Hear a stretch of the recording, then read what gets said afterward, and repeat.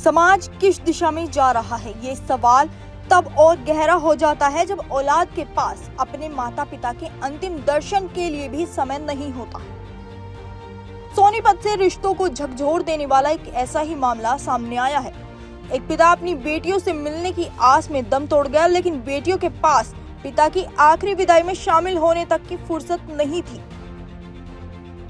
जिंदगी भर मेहनत करके जिन बेटियों को पढ़ाया लिखाया काबिल बनाया, वही बेटियां आखिरी वक्त पर पिता का चेहरा देखने तक नहीं आई।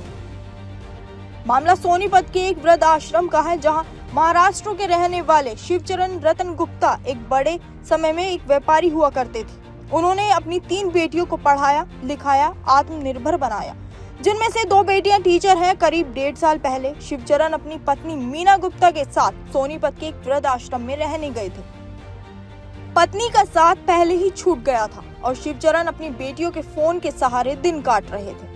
आश्रम संचालक आनंद के मुताबिक बीते कुछ दिनों से शिवचरण काफी बीमार थे। 20 दिन पहले ही उनकी बेटियां अनीता, निशा और प्रिया को पिता की गंभीर हालत की सूचना दी गई थी, लेकिन किसी बेटी का दिल नहीं पसीजा। फोन पर तरह तरह के बहाने बनाती रही। शिवचरण बेटियों से बात करने के लिए अपने पास फोन रखते थे, लेकिन बीमार होने के बाद बेटियों ने फोन उठाना भी कम कर दिया।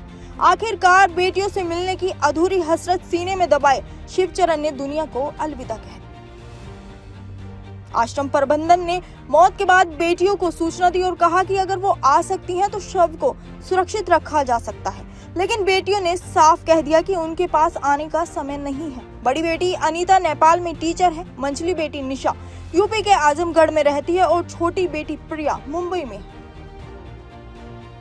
तीनों बेटियां अपनी अपनी जिंदगी में सेटल हैं, लेकिन पिता के अंतिम संस्कार के लिए किसी के पास 2 घंटे का वक्त नहीं है। इसकी तबीयत करीब 20-25 दिन पहले एक बार खराब हुई थी, तो मैं फिर इसको हॉस्पिटल में लेके गया। उसी टाइम मैंने दोनों बेटियों को फ़ोन किया, तो इनकी तबीयत थोड़ी ढीली हो रही है, आप मिलना चाहो तो आ सकते हो। उन्होंने कहा अंकल ठीक है हम आते हैं। मतलब उनका फिर बस टाइम ना लगने के बाद या किसी को क्या कहे, उनकी अपनी सोच थी, भाई यही कहते रहे कि आते हैं, और वो नहीं आई। बेटियों ने पिता के अंतिम संस्कार दूर मोबाइल स्क्रीन यानी वीडियो कॉल के जरिए देखा। अध्यापिका बेटी अनीता ने ऑनलाइन 5100 रुपए ट्रांसफर किए और कहा कि अंतिम संस्कार का एक क्लिप उनको भेज दी।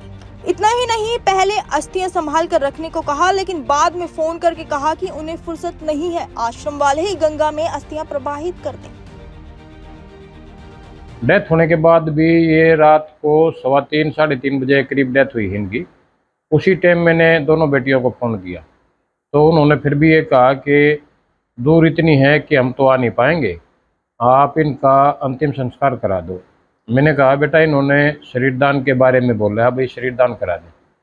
तो उन्होंने कहा कि शरीर दान तो ना करना, आप इसकी खाली आंखें डोनेट करा देना और उसके बाद अंतिम संस्कार कर देना, और अंतिम संस्कार करो तो हमें वीडियो पे दिखा देना भाई आप इसका अंतिम संस्कार कर रहे हैं।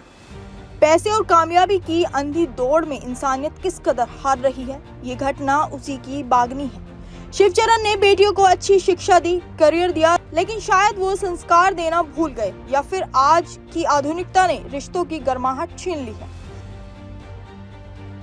आने को तो ज्यादा से ज्यादा 24 घंटे में, महाराष्ट्र तक कितना टाइम लगा था, कम से कम मान लो 24 घंटे में आ जाए आदमी, लेकिन उन्होंने आने की इच्छा नहीं थी। यूँ एक बहुत ही दर्दनाक हमारे समाज के लिए है, मतलब जिनके लिए माँ बाप बच्चे के लिए इतनी कुर्बानियां देता है, पालता पोसता है, और जब अंत समय में दुनिया छोड़कर जाता है उसके लिए टाइम नहीं। ये एक बहुत ही दर्दनाक घटना है ये, और ज्यादा बढ़ती जा रही है, आगे बढ़ेंगे। संस्था के लोगों का ये भी मानना है कि बच्चों को कामयाबी से ज्यादा रिश्ते और अपनों की कद्र करना सिखाना जरूरी है, वरना आने वाले वक्त में परिवार सिर्फ एक शब्द बनकर रह जाएगा। शिवचरण तो इस दुनिया से चले गए हैं, लेकिन पीछे छोड़ गए हैं ढेरों सवाल। क्या वीडियो कॉल पर दी गई विदाई इंसानियत को जिंदा रखने का सबूत है? शिवचरण तो इस दुनिया से चले गए हैं, लेकिन पीछे छोड़ गए हैं ढेरों सवाल। क्या वीडियो कॉल पर दी गई विदाई इंसानियत के जिंदा होने का सबूत है? आखिर कोई औलाद इतनी निर्दयी कैसे हो सकती है?